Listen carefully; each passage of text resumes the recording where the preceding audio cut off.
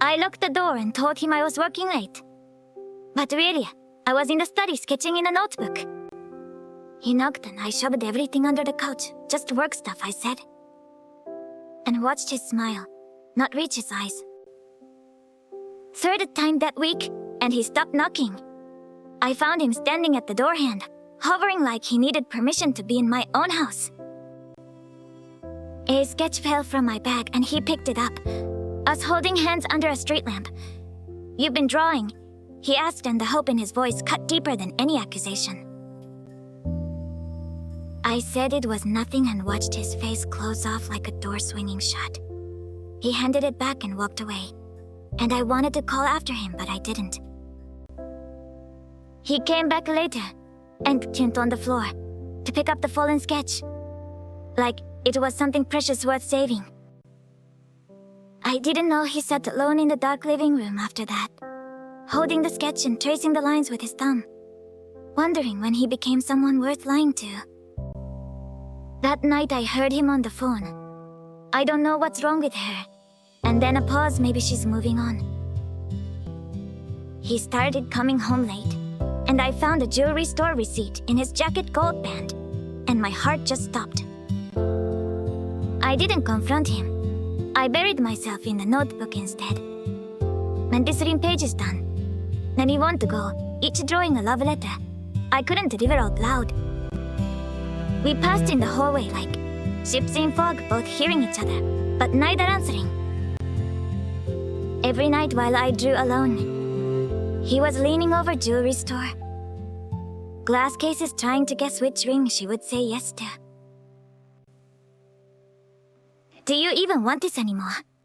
he asked over cold dinner, and I said I don't know what this is anymore. The worst possible answer. He stopped asking, and I stopped lying, and the silence was louder than any fight we'd ever had.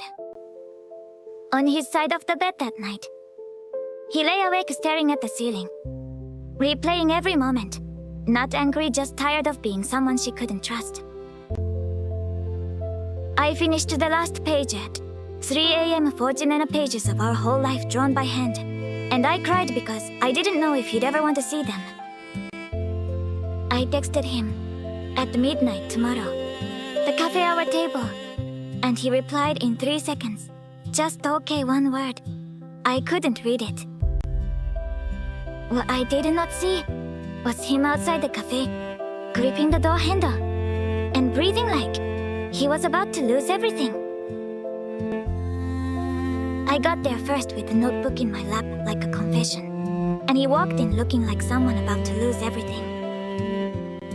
"I can't say things," I told him. So I drew them instead, and slid the notebook across 47 pages of our first meeting, first kiss. Every fight, every laugh, every time I wanted to say it but couldn't. He turned each page in silence, and when he reached the last drawing of himself alone with a question mark, he looked up with wet eyes and asked, "Is this for me?" I was terrified. I whispered. Terrified that saying it out loud would make it real, and I'd lose it, so I've been drawing. I love you for 47 pages, and still haven't said it once. So let me say it now. He didn't let me finish. He pulled out a velvet box and said 3 jewelry stores. I couldn't decide. I was going to ask you, and I thought you were leaving. We sat there, 2 idiots, both crying over a notebook and a ring. And the cafe owner gave us free cake saying, "You two need this more than coffee." A rock drawer isn't always hiding a secret. Sometimes it's just someone trying to earn the words they're too afraid to say.